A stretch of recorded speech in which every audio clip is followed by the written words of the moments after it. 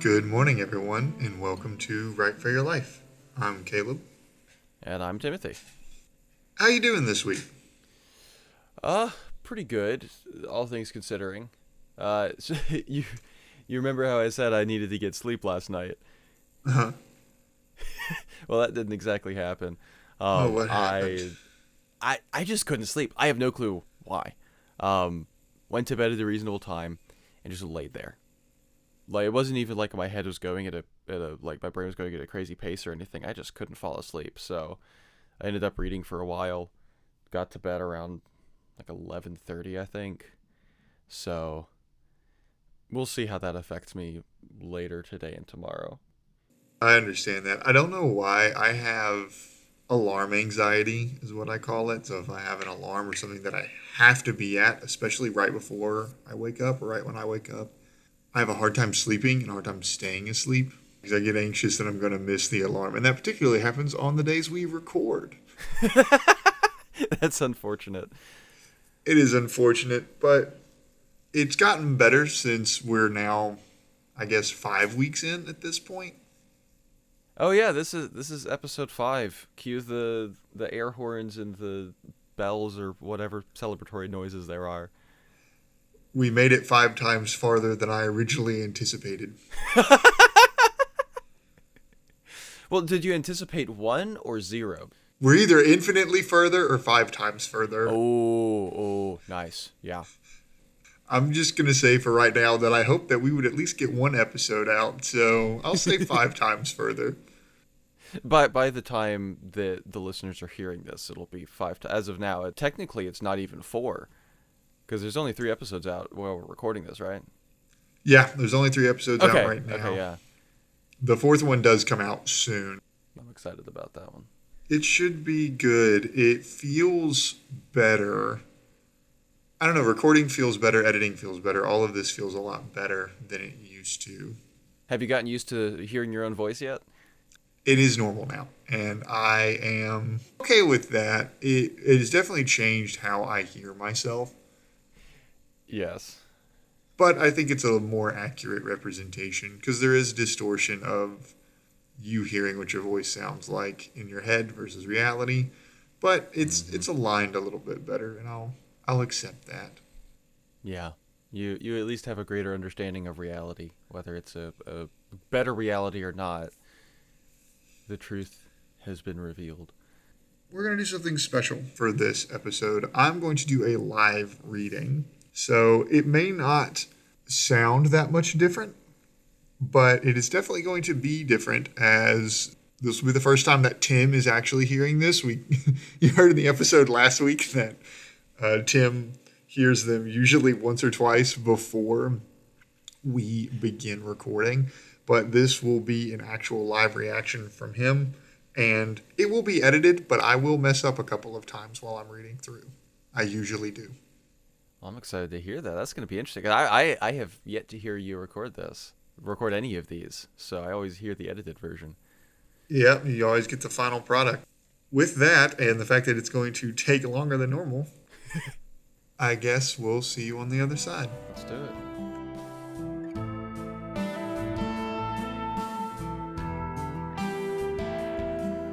Blood-soaked love letters. I am not a gentle man with gentle hands. My hands are not meant for softly holding a quill and lightly scrawling words on paper. They're meant for crushing and maiming and devouring. They do not have hope or warmth or care in them. They have death and destruction written into their nature and etched into their bones. It has bound itself beneath my skin, making it more a part of me than my own flesh. They know only power and force. To hold without crushing would require me greater strength than Hercules could ever possess. I am not an eloquent man with eloquent speech. I am a babbling, rambling ruin. I cannot turn a phrase without the phrase turning against me. My lips and tongue are a weighty sack. They would be better used as a paperweight. At least then their weight would be removed from me. Then I could live in silence and not have to worry about looking foolish or becoming an unstoppable tide of vitriol and death. Then I would just be left with my crushing, maiming, devouring hands. I am not a wise man with enlightened thoughts. My thoughts are dreadfully, dreadfully short-sighted, like a journey without a map. They take turns and arrive at places that I do not desire. Every time I try and follow their train, it quickly derails, leaving only a mess and a single thought of, how did we get here? If you were to ask a penny for my thoughts on the meaning of life, I could not tell you of its beauty or perils or direction or intent. I could only use my weighty lips and tongue to stumble to a place of sadness and regret. I would feel sorry for you, asking a fool like me to answer a question of such cost. I do not have a kind soul. My soul is a fire that makes the very pits of Hades sweat. Everything that approaches it is consumed in that very fire. It is all burnt to ash and scattered by the scorched winds that blow along the furnace. What my soul cannot burn, it bleeds. It drains it of all life, leaving nothing but the shell in its wake. I wish I had a kind soul. Maybe if I had gentle hands, eloquent speech, enlightened thoughts, and a kind soul, I could write what I really wanted to. As of now, I can only write blood-soaked love letters, and I cannot tell if the blood is my own.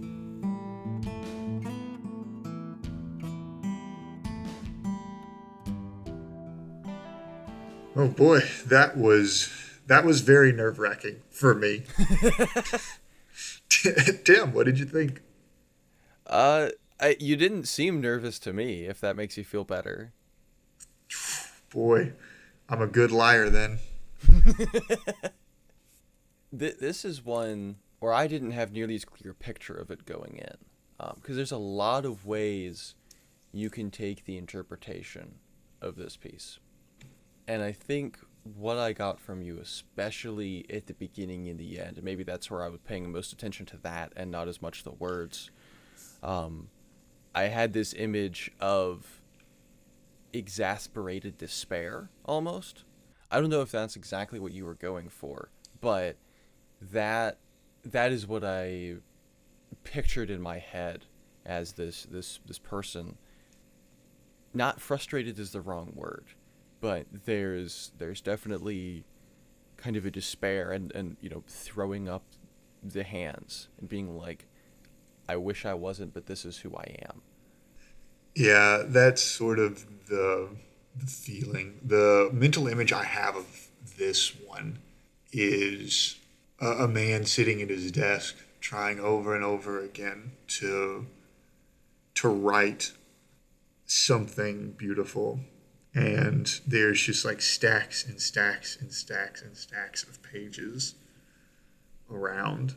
And just not being able to get down what he wants. If it's not very obvious, that man is me.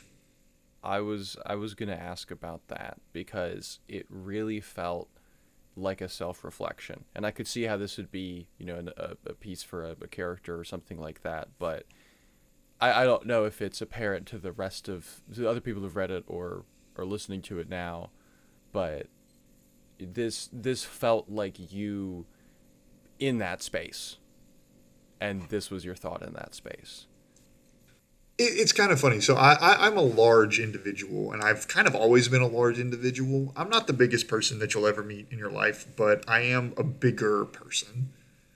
And as a result of that, even growing up, when you're larger than everyone else, it's really hard to be like as gentle as other kids. It's hard to not break things. It's hard to move about the world because you don't yet fully understand yourself and your size and your strength. And it leads to a lot of things happening that you wish didn't. I would accidentally bump into another kid and I would be like, oh, sorry, but it genuinely hurt them really badly. A kid once broke his nose from running into me. Wait, seriously? This is a fully true story. A kid accidentally ran into me and broke his nose. Like, it's not my fault that he runs into me, but you can't help but feel that. Yeah. If this were anyone else, if this were any other circumstance, something like that doesn't happen. There winds up sort of being this theme throughout my life where I feel like I have a hard time. I have a hard time being kind. I have a hard time being gentle, whether that is intentional or not. Where does the elegant speech and the enlightened thoughts play into that? Because I'm assuming it's related in some way. Absolutely. If you think we sound really, really intelligent on this podcast, it's because we do a lot of editing. There's long pauses sometimes. There's long pauses. Literally, Tim asked that question, and I took a full 5 to 7 second pause. Even now, I've just taken a very long pause, not intentionally. I talk a lot. I do tend to talk a lot. And when you talk a lot, you find yourself saying a lot of dumb things, mostly because you say things before you're prepared to actually speak. And that leads to rambling. That leads to ruin. That leads to sometimes saying things without thinking about them. That leads to you saying terrible things and awful things to people that you wouldn't have normally said otherwise. All of that starts from your thoughts, right? Like if you speak before you think, that is only a bad thing if you don't think correctly the first time. Which most of us have a very difficult time getting the first thought right, because I know that I've seen something and I'm like, ah, man, that person's an idiot. You're like, I probably shouldn't say that, and sometimes you do. I think especially I'm not nearly as big as you are, so the whole accidentally breaking people's nose. I more break myself running into other people. I'm the kid who would have broken his nose on you, 100%. Yeah. But the second and third stanzas especially, the lines, I cannot turn a phrase without the phrase turning against me. First off, absolute incredible line. That's just so good. But I also, that can relate. I relate very well to that. And just a lot of those, the thoughts short-sighted like a journey without a map, taking turns and arriving at places that I do not desire. There's a lot of times where I feel like the things I say, the thoughts I have, the opinions I have on things, that they're just kind of there and it doesn't matter and they're not really worth anything. And I won't say that I have gotten better at not thinking that way. I think I'm just kind of, yeah, that's fine. So I guess I kind of arrive at the same place where it's like, yeah, this is kind of frustrating, but that's who I am, at least for now, and so we work with it. I want to be clear.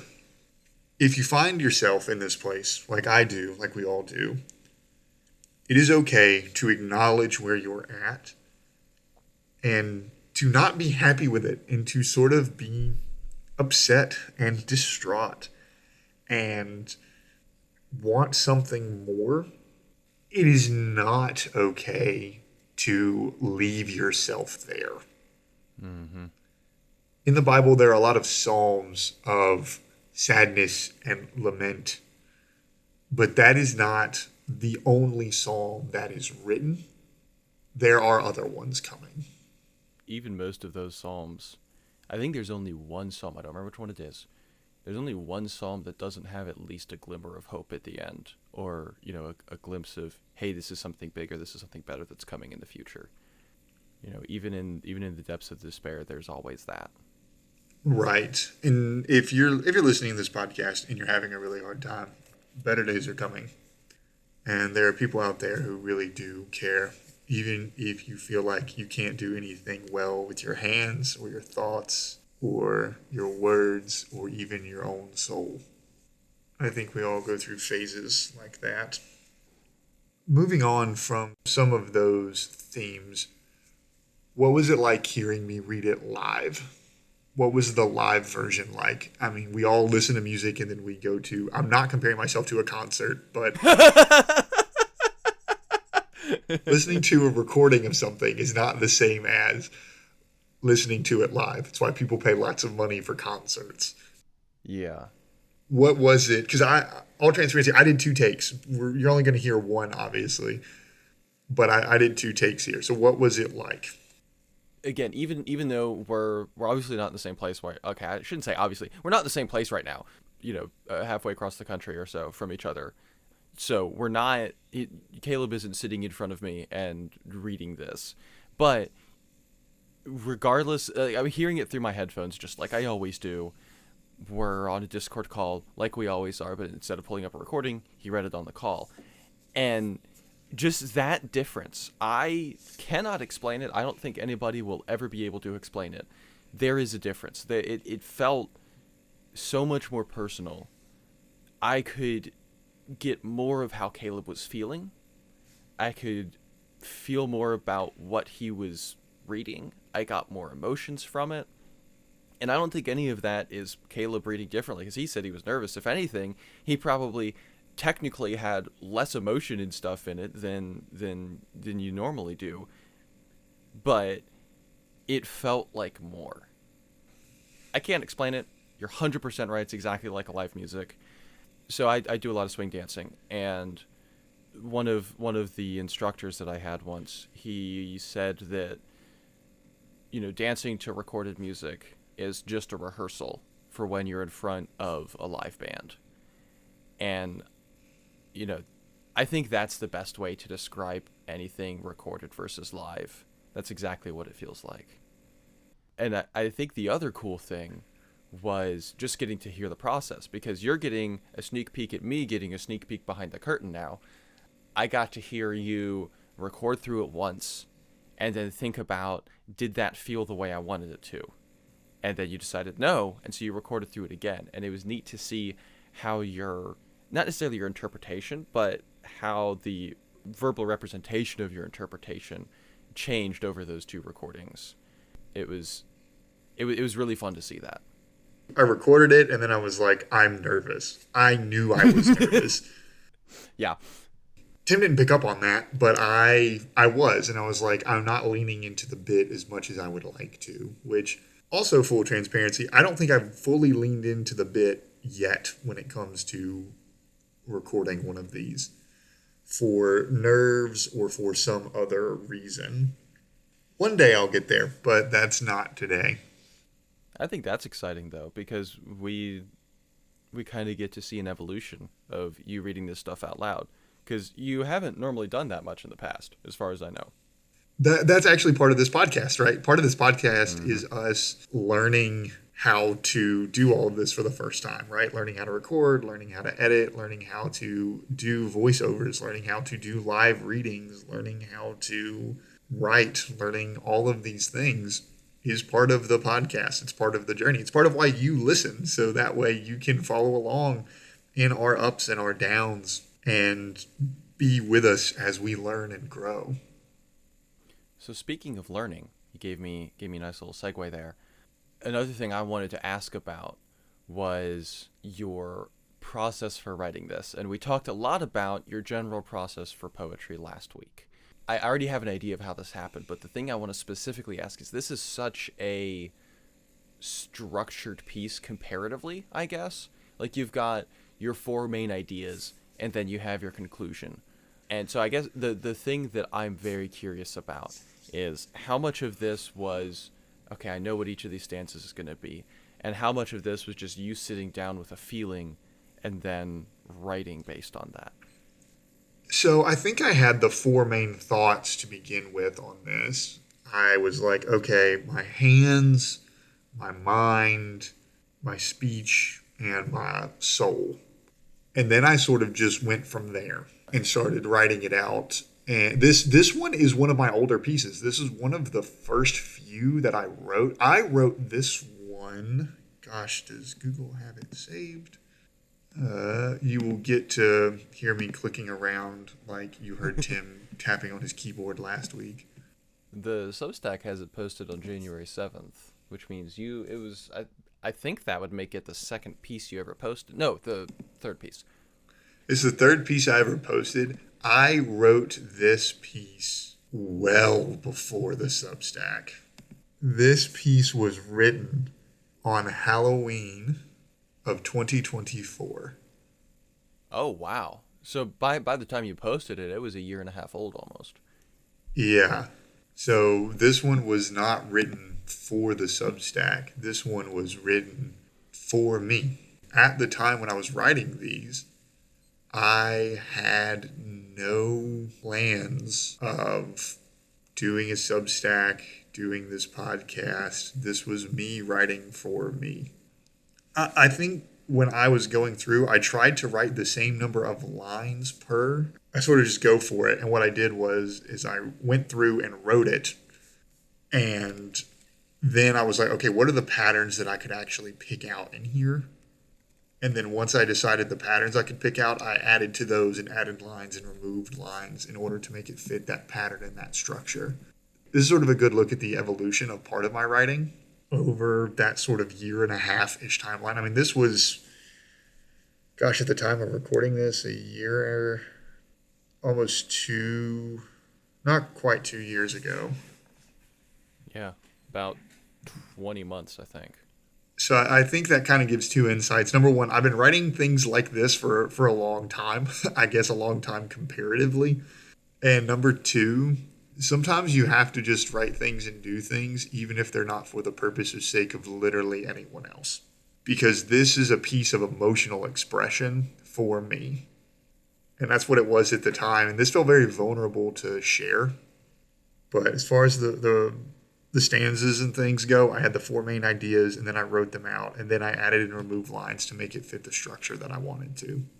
I didn't know you'd written it so long ago. That makes it even more special, because it is. I mean, you wrote it because you wanted to, and it's an even more personal, in-depth look into something that you were experiencing, because it was just, hey, I feel this, I need to write it down.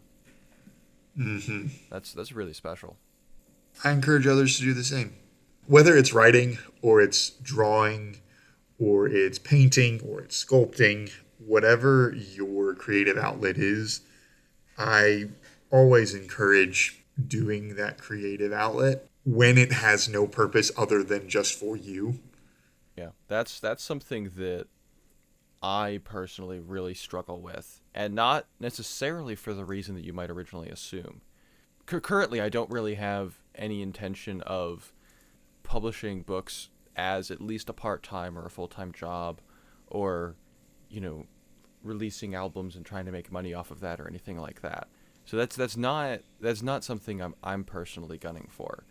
But when I make this stuff, most of it is because I want other people to experience it, and a little look into the worst parts of myself. I want other people to like it, and then therefore like me. So I'm not making it as a career choice, but most of the stuff I make to share. And you can interpret that in a positive or a negative light, depending on how you want to. Both are true. But I tend to be a very practical person. I'm a very pragmatic person. And it has taken a long time for me to even accept that it's a good thing, it's a valuable thing to make art when there's no practical purpose. And, I don't think I do that much. Like, hey, even my brainstorming stuff, I'm like, oh, I think this is fun. I want to show it to people. And that's not a bad thing. But I have not just sat down in a long time and just written something because I felt like it. I think I've done that maybe once or twice. And I'm always very embarrassed by the result, because it tends to be more unstructured, more raw, more emotional. And in my opinion, not in a good way. Like, it's not good stuff. I've very much struggled with that side of it. And it's something I still really don't do much, if at all. I do understand that desire to share. I mean, it's why I started posting the Substack. It's why I approached you about creating the podcast. It's why I want to write books. Like, we would love to make money off of this. Don't get us wrong, but that is not the purpose. The purpose of this is to share. Yeah. The purpose of this is not to profit. And when you make things to share, it is different than making them just for yourself. and it is definitely different than making something for a profit. Yeah. And you can make art doing any of those venues, but if the art doesn't mean anything to the artist, then what is its entire purpose? Right? Like if you make things that you're not proud of, and you make things that you if you make things that you hate because you feel like you're forced to make them, it's only going to make you hate doing the thing that you used to love. And to be clear, there's a difference between making something you dislike actively as a concept and then making something that you're not necessarily as proud of because you feel like you could have done better. One of those, the latter is normal, natural, happens to everybody. It's part of the creative process, and it always will be, no matter how good you get. The former one is the problem. I have no clue how we got on that tangent, but it was fun. I liked it. Well, just listen to the podcast. It'll tell us how we got there. I mean, I will listen through it again after you've edited it, so I guess I'll know at that point, and I'll text you and be like, I figured it out. I figured out how we got there, how that conversation ended up in the place that it ended up in after we spent 30 minutes talking about it. All right. What have you been working on this week? As of recording this, we're trying to get a little bit of a backlog, so that means it's a little confusing, which week is happening versus real time, but I guess it doesn't matter because they don't, you got the listeners, you guys don't know this, so I don't even know why I'm bringing it up, but we recorded Friday and now we're recording Monday again, so technically not much has happened, but over the past week, the only thing I have been doing creatively is prepping for some D&D stuff, because I just had the conclusion of an arc in one of my campaigns, and I can't say too much because at least a couple of my players listen to the podcast.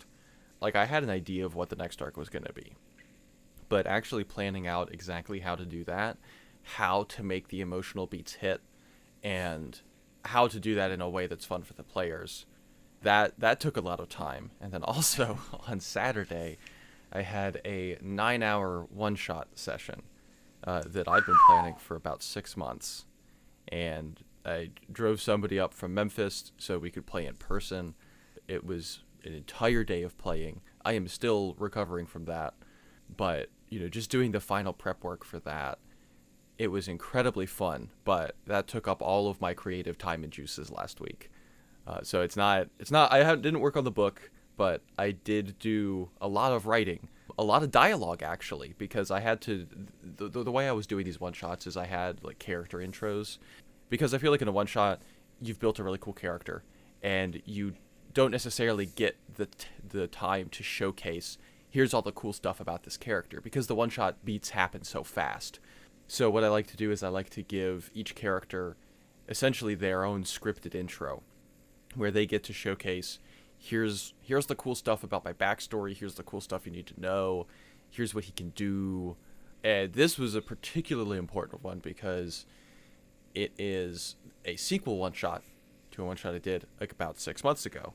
And so all the characters are coming back, but they changed a ton because there were some changing time, new timeline shenanigans, and so all the characters, we basically changed all their backstories a little bit, and it was really cool. And so we were showcasing all of that, and the day before the one shot, I was talking, it actually happened with 2 of my players, where we realized, oh wait, this is kind of a bland intro, we need to rework this. And so I ended up writing 2 full new intros, and I scripted them to music and all that, so it was a lot of work, but it was so worth it because it went off really well. But one of them in particular was a lot of dialogue, and it was a boardroom meeting where 2 people were trapping a third person into essentially publicly humiliating themselves, and then proceeded to fire them from the company, etc., etc. And that's not something I have ever written before. It stretched me creatively, but it was very, very fun. D&D is always a very fun and fascinating thing to play. because you really do get the opportunity to explore venues and styles that you normally wouldn't get to otherwise, particularly in a one-shot where it's like the stakes are zero. If this goes horrible, if I hate this, if this is terrible, we just wipe it off and go about our business. That sort of lack of expectation really lends itself to trying new things. And I certainly tried some new things with this one. I don't think. Okay, maybe people do want to recap. If you want to recap, put it in the comments below, and we'll do a new segment next week that is recap of Tim's one shot. But I'll tell you later about it. It was really awesome. I did some things that I've never done before, things I've never tried before, and it went so much better than I could have expected. I had fantastic players, and they're so good at crafting stories. All I had to do was set up the situation, and they just did it. It was great. We do tend to play with a lot of very brilliant people. We play with a lot of people who I would consider much better writers and storytellers than myself. Yeah, I would agree with that. Yeah, they're brilliant, and getting to play with them is always a pleasure. So what have you been working on? I rewrote my query letter. Oh, yes, right. A couple weeks ago, I rewrote the opening chapter of my book. I mentioned that on here. And then the next step of that is revising my query letter. So what a query letter is basically a cover letter for your book. It's very important because it's the first thing that people see. First thing agents see when you submit to them. They see this query letter, which gives a rough overview of what the book is. It sets the tone, it sets the theme. And I have never been very happy with it. I've been okay with it. I think it's fine. But then I was like, well, once they get into the book, it'll make more sense and they'll understand. And that's not a good approach to take. It should be that this is as intriguing and as engaging, and it should compel them to want to read the book. But also, it should tie in well enough to the first few chapters that it all feels cohesive. And it can tell them about where the story is going, even though they only get the first couple of chapters sent to them. They know which direction the story is heading in. This is my third or fourth query letter. And that is like post-editing, post-reading, post-rewriting, post all of that other kind of stuff. So I think it's in a much better place. I had someone read over it to see how it compares to the other letters that I've written.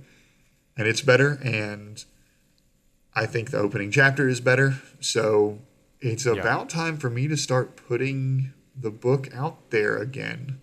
All right. Yep, this is round 5 or 6, I think. Yeah. How are you feeling about that? I feel good. I feel better. I feel ready. And we just have to see where it goes. I really hope it goes well, because I want other people to be able to read this book, and I want you to have gone through the experience of the editing, publishing, revising, all of that, in an official way, because I'm excited to see how that changes your writing in the future, if that makes sense. Like knowing what is coming from the books. Oh, absolutely. Absolutely. I'm going to say this, no one hold their breath. It takes an incredibly long time. Even if the first person that I sent out to does something with it, there are so many places that's like, if we don't respond in 6 to 12 weeks, consider it a no. Oh, goodness. Yeah, I don't know any other industry where a 3-month turnaround time is considered acceptable. That's me, though. And if that's the pace at which the industry moves, that's the pace at which the industry moves. Some people respond in 2 weeks, but there are so many that are like 8 to 12 weeks, 6 to 12 weeks, 6 to 8 weeks, 8 to 10 weeks. That's insane. Yeah, for a response. And then after that, they're like, well, if you don't hear anything after 8 to 10 weeks, it's no. So that means I will submit something and then set the most depressing calendar reminder ever, which is it's a no from company here, person here. It'd be so much better just to receive like a single word, just no, period, boom, done. Yeah. But I also understand they're very busy people. They have a lot to do. They're managing books. They're doing a lot of reading. I understand. I can understand, but I can also not like it. Yeah. Understanding something doesn't mean agreeing with it or like it. It just means that you understand why it takes so long. Well, that's really exciting. And I did get to read the opening chapter again. It was definitely cleaner. It was more cohesive with the rest of the book, and it did a much better job of setting up a lot of the questions that are going to be asked and answered, or maybe not answered, in the book, while still giving kind of the same feel, the same general atmosphere of it. Yeah, I'm very happy with the last line in the chapter. It's very evocative, and that's the entire purpose. Yeah, it really is like, ooh, I want to read this now, because you set up so much stuff that I am intrigued in at that point. And that I obviously don't care about it as much as I will halfway through the book because I haven't met the characters deeply and stuff like that. But it gives me enough to be like, yeah, this is worth reading. This is worth spending my time on. Good. That's where we want to be. Let's move into the last segment. This is also a long episode, but this episode length may be the new standard. We shall see. Yeah. Do you want to go first this time? Switch it up a little bit. Sure, I'll go first. What has been keeping me inspired this week is antique shopping. Oh. So, my wife and I are trying to fill out the master bedroom downstairs, and we're at the point where we have furniture, but we don't have anything hung up on the walls. So, it looks like the most fake staged house you've ever seen. The good news is we're trying to change that, and there's a really lovely antique shop out in a small town not that far from here.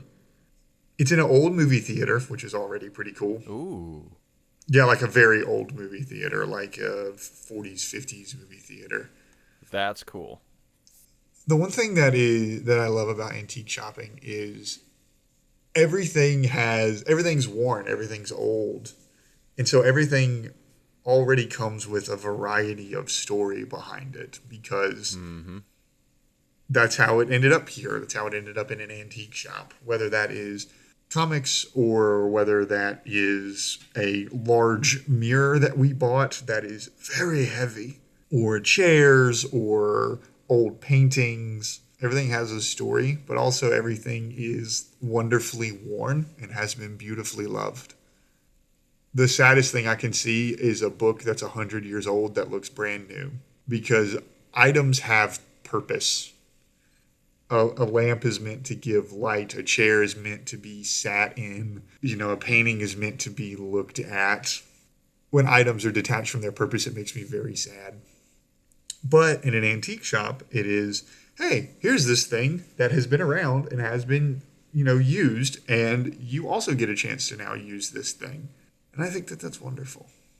Yeah. And antique shopping is also one of my favorite things because there's so much neat stuff that I would never think of or see or anything like that. And then you go to an antique shop and you see this stuff and someone got this for a purpose and presumably they used it for that purpose for a while, maybe generations, maybe 5 years, and now it's moving on. And that's also very interesting because you never get answers to these questions, but you think, well, why did the person want this in the first place? And then now, why is it here as opposed to there?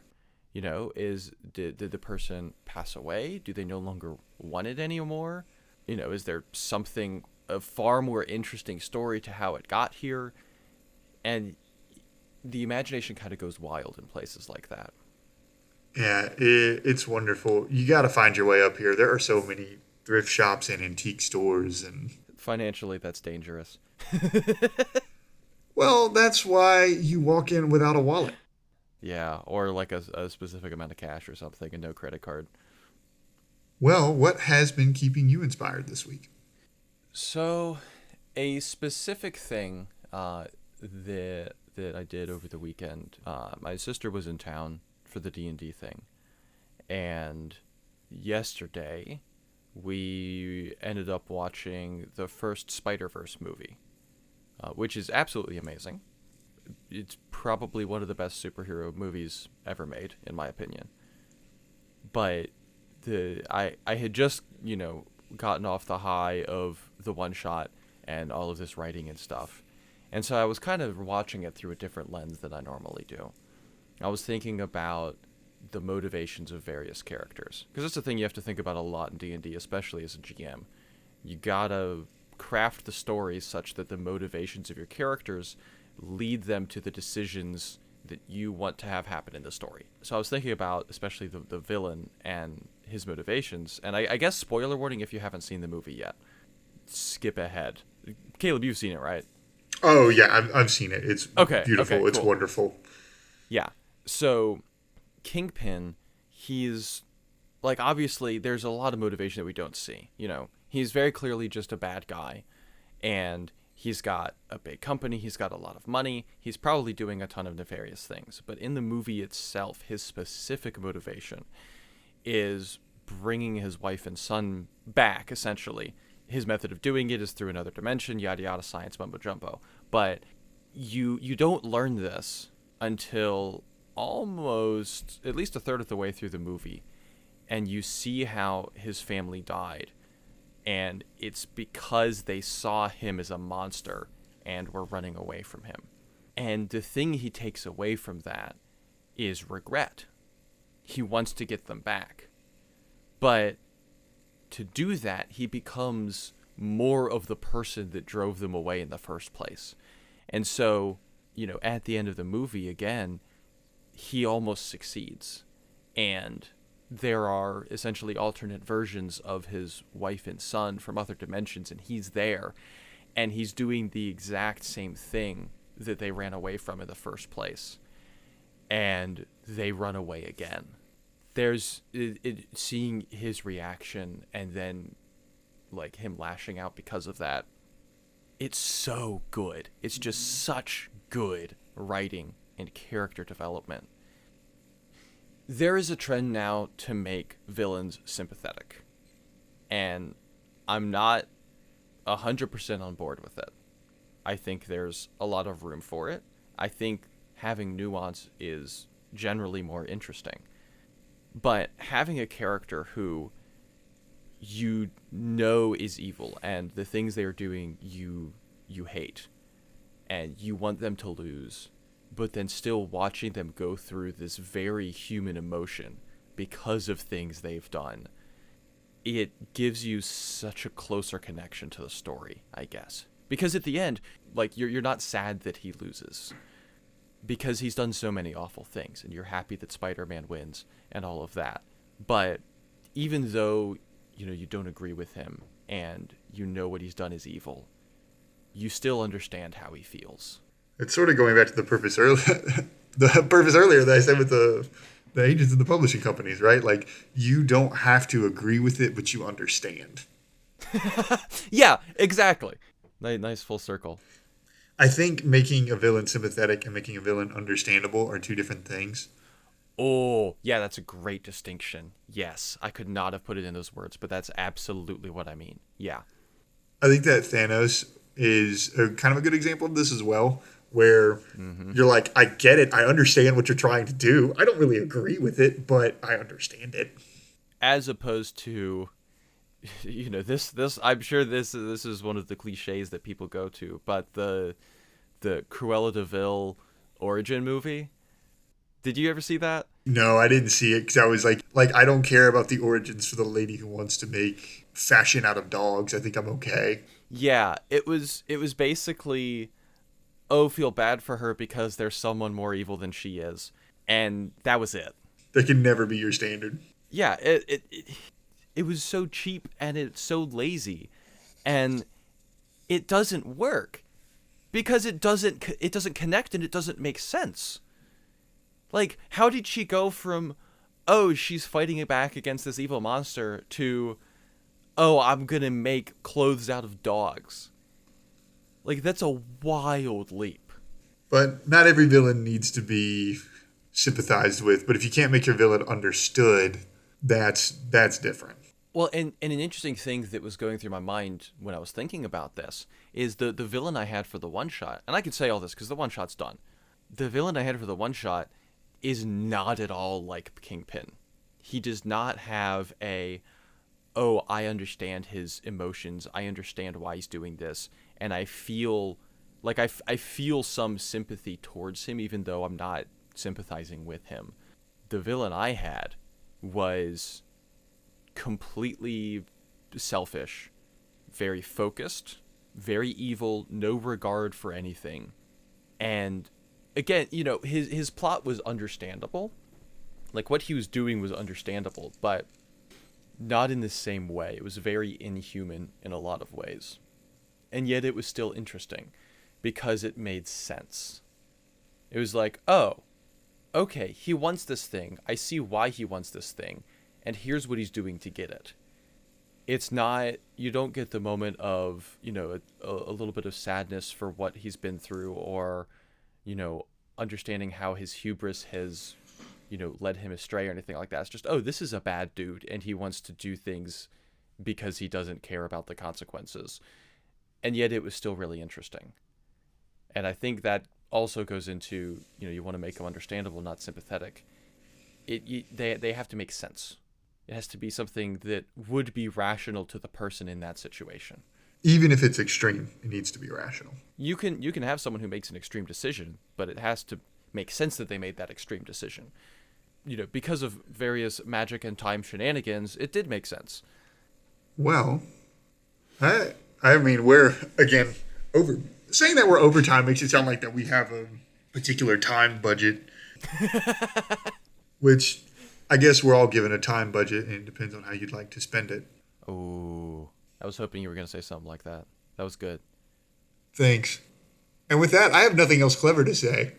So, keep writing, keep listening, keep being inspired.